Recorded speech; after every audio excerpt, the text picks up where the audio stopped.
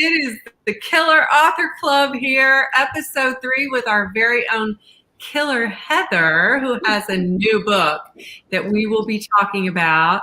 You guys know me, Killer Kimberly, and then Killer Kara to my, the other way. To my left, your right, maybe? I don't know. Make sure to add your questions to the comments. We will be talking questions and anything you are dying to know from Heather and her fabulous book, The Overnight Guests. So make sure to add your questions to the comments, and like I said, we'll be scrolling through them and answering as many as we can get to tonight. So thanks for being here. Yeah, thank you, everybody. Thanks, everybody. Okay. And now, without further ado, it's my honor, seriously, to introduce our very own killer, Heather Gudenkauf.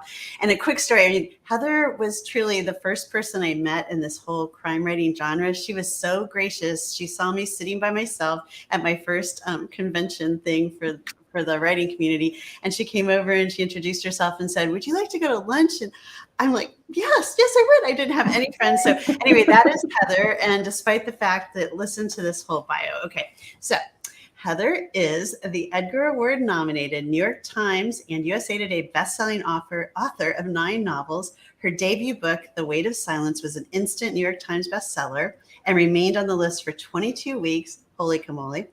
Gudenkauf's critically acclaimed novels have been published in over 20 countries and have been included in many best of lists, including 7 thrillers to read this summer by the New York Times, again, the New York Times, the 10 best thrillers and mysteries of 2017 by the Washington Post, and a best book of 2017 by NPR. She lives in Iowa with her family and a very spoiled German short-haired pointer named Lolo. And I hope you guys are paying attention to everything, because sometimes what we tell you when we're introducing the author in the Killer Author Club could have a clue to the giveaway. And as another note, if you'd like to enter the giveaway, make sure you've liked all of our Facebook pages and all 3 of our Instagram pages too, whatever they're called. Yeah, profile. Okay. Back to Heather. Okay, so you guys, I was like trying to figure out how to talk about the book, because all these books you can't give too much away. But what I found out, the New York Times just reviewed it. So I know. I mean, that's like an author's dream come true. Heather, congratulations! No kidding. Bucket list right there, right? And so I believe it. I thought perhaps their words might be useful for us tonight. So here's the New York Times book review. All right. Wiley's battles against the weather and other even worse adversities form one part of the narrative. The second describes the lead up to and the aftermath of the past crime, which traumatized a community and left a couple dead, their young daughter shot in a cornfield, and 2 other people missing.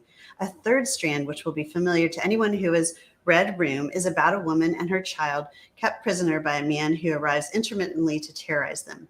Each narrative thread is fully realized, wholly absorbing, and almost painfully suspenseful. Holy camole.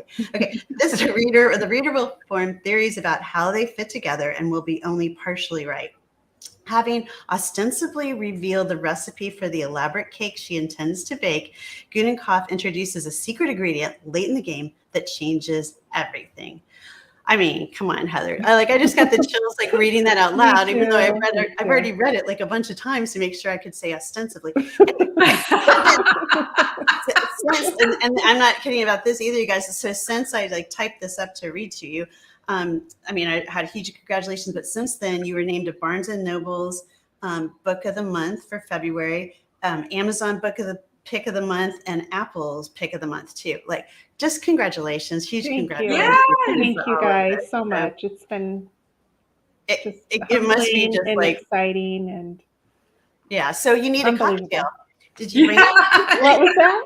I said I think you need a cocktail. Did you bring a cocktail? Okay, so let me tell you about this cocktail. It's called the Overnight Cap. Okay, so the Overnight Cap was developed by a bookstore in Iowa called Dog-Eared Books, and they host authors, and they have cocktails when they host them. So I have an event coming up with them, and the gal from Dog-Eared said we need something warm and cozy with a theme with your title of your book. So how about the overnight cap? And so what it really is a hot toddy, which is so funny to say. Right. So what is a hot toddy? I don't even know. So it's I live in the South. Yeah. Right. So it's whiskey and water, honey. There's a little bit of clove and nutmeg. Okay. And I lost my cinnamon stick. Oh. There was a cinnamon stick on top. It rolled away. We'll imagine it for you. And a little Lolo's probably eating it right now. Yeah, it's somewhere around here. And so it's just a nice, warm, calming drink. So the overnight cap. So cheers. I love it. Yeah. Cheers. Yeah. What are you guys drinking? I have wine. Me too. Yeah, that's good. It's, not as creative as the overnight cap, but it seems to do the trick sometimes. Yeah. So yeah, funny story. I had another online event. So I've been like sitting in this chair, and I saw my daughter, who's 22. I'm like, you have to make this hot toddy for me. And she's like, hot toddy? And she made it for me and just kind of slid it over right before we went on air. So I love it. Very nice. That's a good daughter right there. That's what happens when your book's taking off. People just slide your drinks everywhere you go. Yeah. I like it. I love it. Jermaine says, in the South, we use a hot toddy as a remedy for colds, flu, and cough. Yeah. Yeah. Yeah. Yeah, I think it's like what you're supposed to have if you have a cold, right? Or if you've got the flu or whatever and you feel crappy, then you drink a hot toddy. Yeah. But if you're in the north at some place and it's really cold, then you just drink it all the time. To warm up. Yeah. Warm up. Yeah. I love it. Exactly. All right. So if you guys have ever sat through one of these with us, you know what the next thing is. We always ask our guest author a question, and this week it is, who do you kill? So Heather, tell us, who do you kill in your books, especially this one? All right. So I did a running count. So of my 9 books, and I tried to go through and see how many people I killed. And surprisingly, only 13. I thought it'd be much higher. And then interestingly, in 2 of my books, no one died. And I write thrillers. I was like, how did I not have anybody die? Yeah. How did that happen? Actually, 3 books. Isn't that? Yeah. Did you just not want to kill any of them? I don't know. They probably almost died. Someone almost died. Somebody else. Yeah, definitely almost died. But the overnight guest, 4 people died. So I went from like 0 to 2 to 4 in that book. Yeah. So for 4 people. So that by far is the most, the body count's the highest. So when you sat down to write this book, did you know those 4 people were going to die, or was that something that you kind of found out as you were writing it? I knew 2 people were going to die. And then there were more casualties along the way. And this is kind of a funny editing story. I don't know if you ever feel this way when you're writing, but when you get close to the end and you start panicking a little bit and you're thinking, this doesn't have enough this in it. It doesn't have enough this in it. And so I added like 8 dead bodies at the end. And thank God I have an editor who can reel me in. She's like, dial it back. She's like, whoa. She's like, it's a bloodbath. And it's like, she's like, no. So then pulled back in and ended up with 4. And that seemed like a happy medium there. Do you ever run into that when you're writing? Like all of a sudden you're like, there aren't enough explosions or not enough like drama and I do that a lot at the end, that I have to reel myself back in for sure, and my editor as well. Thank goodness. So yeah, that's a lot of bodies stacking up. It was ridiculous. So I have 2 questions. So do you think that, like, if you look at your past 9 books, because you look back at who died, who you killed off in your books, do you think that you're getting more merciless as you write? Like, are your earlier books maybe nicer to the people in them than you are now? You know, the body count is spread throughout. But I don't think I'm getting, you know, it's not that I'm not nicer. I think I am more brutal. Like, how do I explain this? So like a few books ago and Before She Was Found, which is about like 3 girls in a train yard and 2 come out, really dark subject matter. Nobody dies in that book. Huh. I wouldn't have gave that away, but there's a lot of almosts. And it's just it's a tough book in the sense that there's a lot of hard things that happen and a lot of tough subjects in that book, but no one had to die. So I think what I try to do, except in that unfortunate few weeks when I was killing off everybody with the overnight guest, is if it makes sense for the story and moves the story forward. Yeah. So, and I read the book, Before She Was Found too, and I think what made that one feel dark to me is that your main character was like a child, right? She was, so I think that automatically makes it maybe feel a little bit darker. I didn't. If you had asked me, had someone died in that book, I would have been like, oh, for sure. But then, interesting. So, and the other question I wanted to ask you about, and the New York Times review that Kara read touched on it a little bit. You have like multiple stories going on in this book, right? And then they all like come together at the end. So how do you write those? Do you write them separately, or are you writing all 3, or there were 3 or 4? Now I can't remember. Yeah. Do you write them together or what? So I knew I wanted 3 perspectives. I had that in my mind as I started. And, you know, depends on the book. Some books I'll write, if I'm writing from multiple perspectives, I write one character one day and one character the next day. For this one, though, I decided to tackle. So how the story goes, it's Wiley is a true crime author who is writing about a crime that took place 20 years before. And that's one thread. And the other thread is that crime that took place 20 years before. And so my goal was to write almost a true crime book, a book within a book. So this true crime book within this, what's happening with Wiley present day. And so those were the 2 threads. And so I started with the true crime, the crime that happened 20 years before. And that happened to take place in the summer. And I was writing in the summer.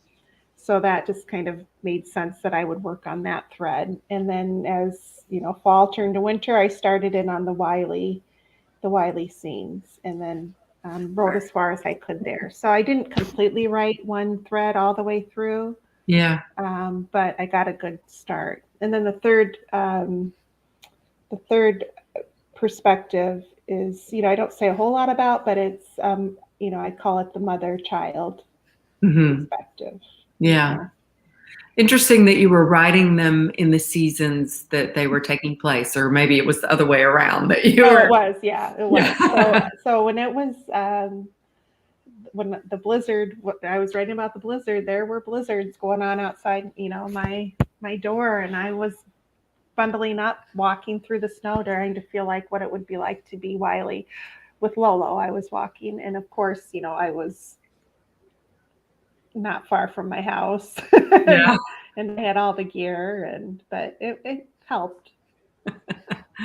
Method writing, I guess they might call that. I don't know. Yeah. Kara's putting up some questions. Oh yeah, I am. Okay, so the question from Tracy is, do you have a hot toddy while you're writing? LOL. If not, do you have any particular habits in preparation to sit down to write?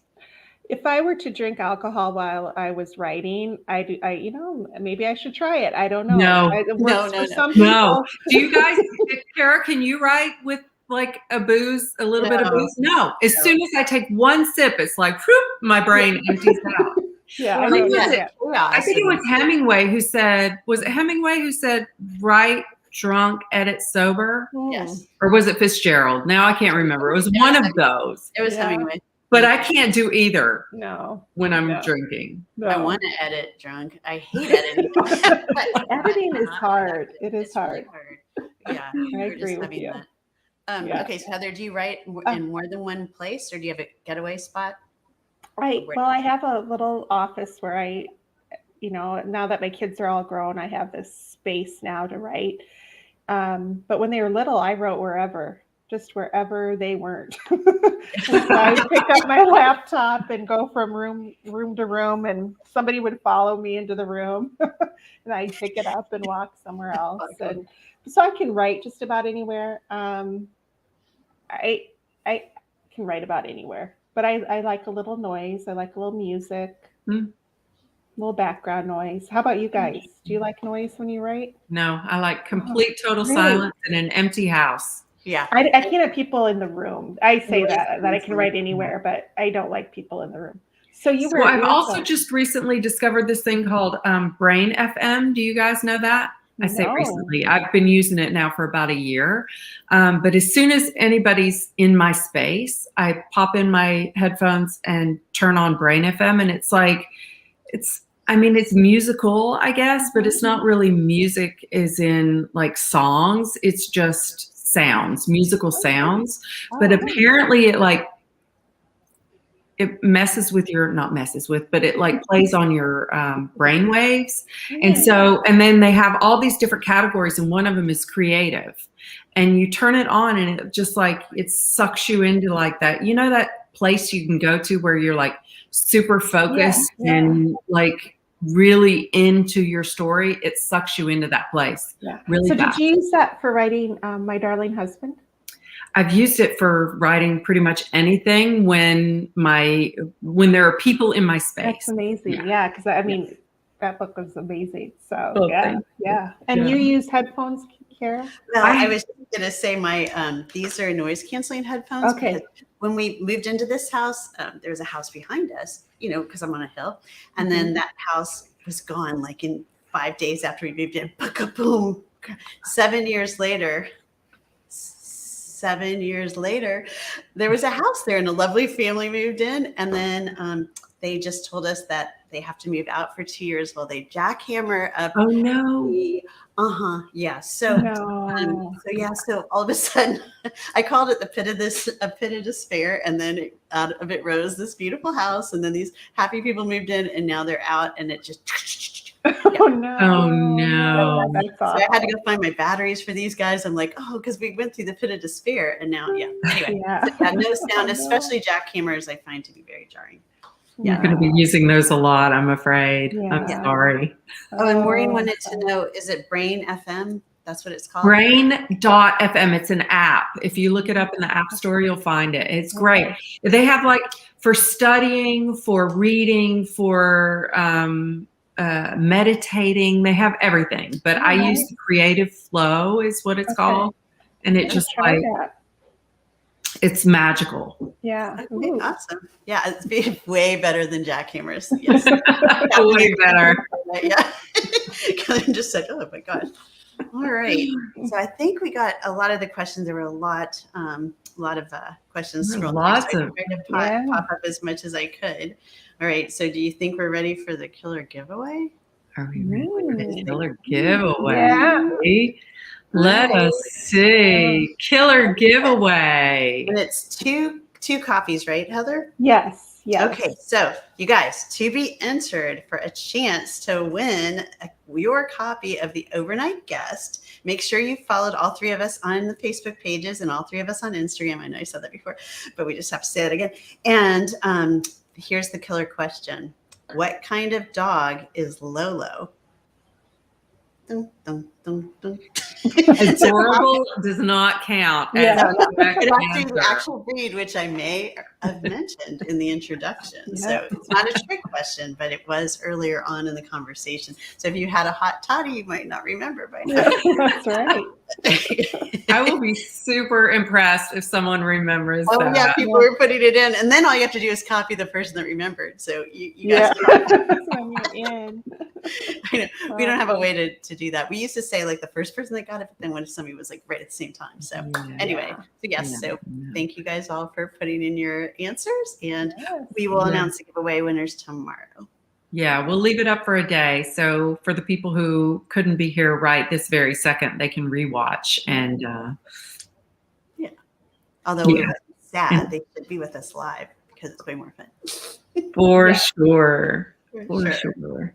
Yeah. All right. So do we have any more? Oh, look, there are people already answering. They're so smart. They were really paying attention. Yeah. They were. Now people are even abbreviating it. GS. Should we do a couple more questions? Are there any more good ones in there? Because I feel like we have extra minutes. Do you prepare an outline before you sit down to write? Yeah, I do not. I am not.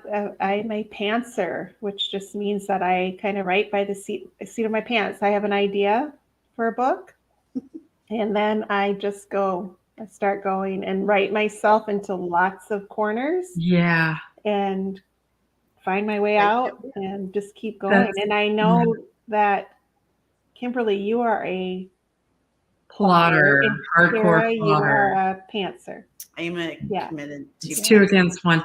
Yeah. No, but you must know how your story is going to end, though, right? I always think I know, but it never, ever, ever ends up the same, ever. But okay, so how do you pitch a story then? Because like normally you have to, tell your editor, this is the story I want to write. And it doesn't have to always be exactly the way that you say you're going to write it, but like you kind of have to know what the story's about in order to pitch a story. No? How does that work? I mean, I do. I pitch stories and I turn in my summaries and then you ignore them? No. Well, no.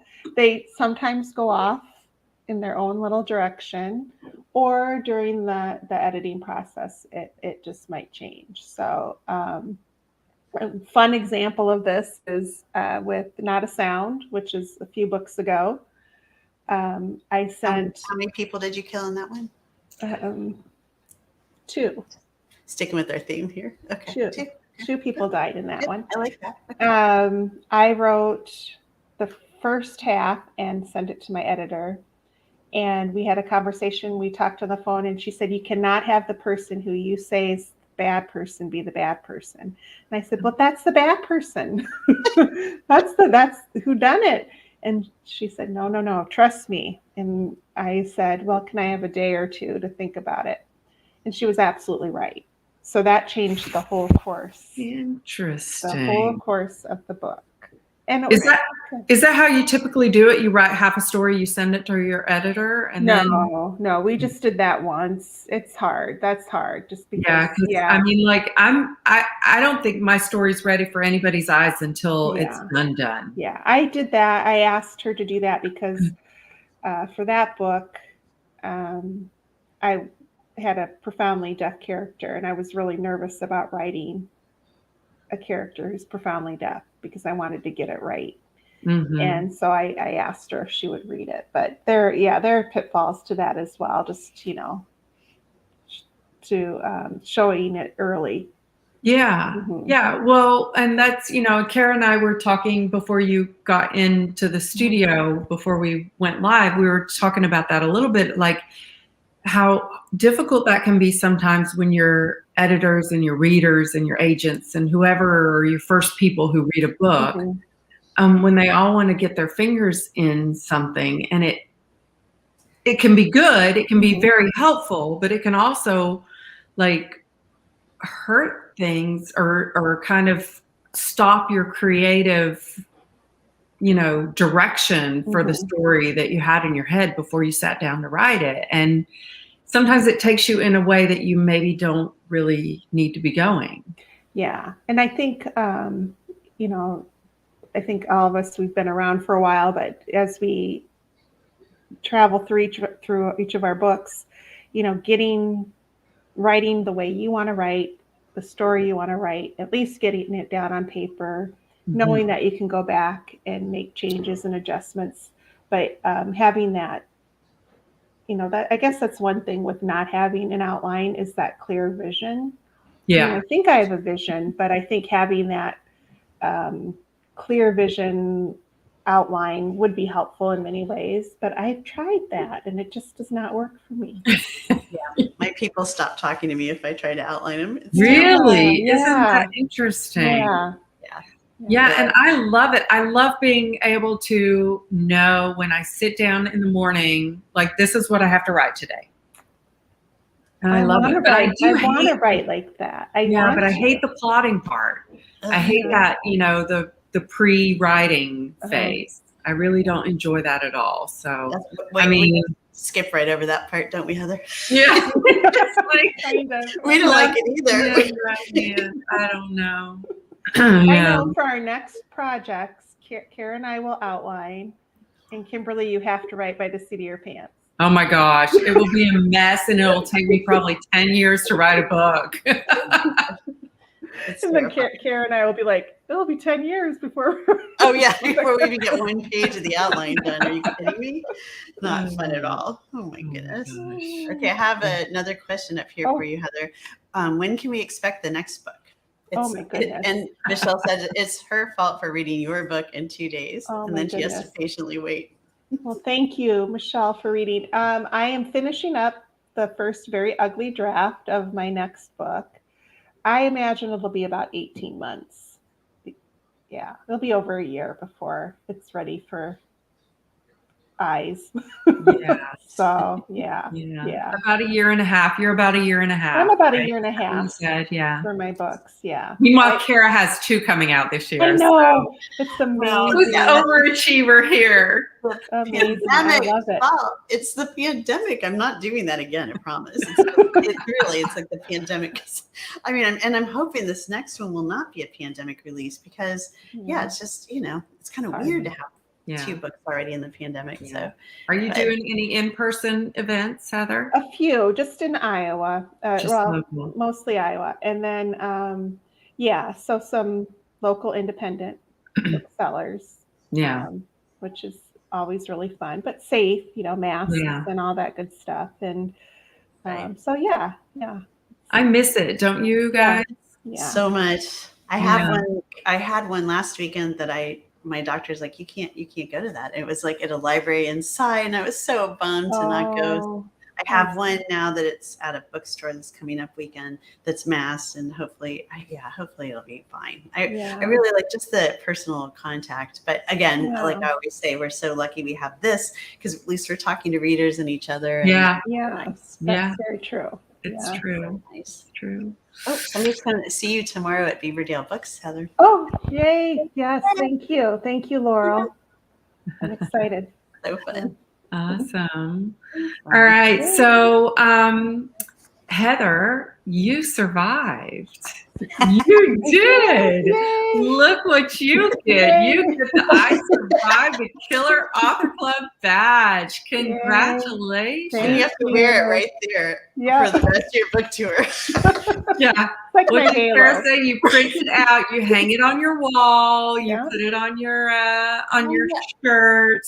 Yeah. You guys, we got to get some of that behind us, like some branding. I know, we do. Or maybe we could just keep it on Heather's head. Looks so nice there. I love it. I still think we need T-shirts or something. Yeah. For sure. I should work on that. I'm the branding person. Yeah, you are. The technology. Good at that, Kara. I love that. And apparently I need to still work on lighting. But anyway. So, all right. So I think that's it. Unless there's other pressing questions. But I guess I need to tell everybody about the next victim coming up. Yeah. Yes, this is so exciting. So our next victim is coming on February 15th. And thank you very much again, Heather, for being here and surviving. We really appreciate that. Thank you both. And our newest victim is going to be somebody who's not a host. So this will be a new thing for all 3 of us as well. We don't even know where the other box is going to go yet. Just stay tuned. We don't know where that 2 weeks from today, we will find out. And it might appear like the badge might be right over her face. We don't know. We don't know any of that. Okay. This author's debut is getting huge buzz, and it's well-deserved. This masterful lyrical thriller is eerily compelling to the very last page. Okay, and then we decided you guys should hear the first line of this guest book 2 weeks from now. I thought I knew what monsters were.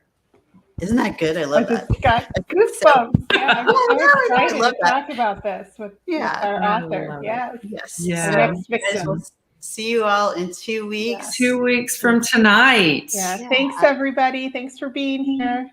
Thanks, Heather, for talking about your book. We loved it. Thank you. Congratulations on your success. Thank you, guys. For sure. Okay. Bye, guys. Bye.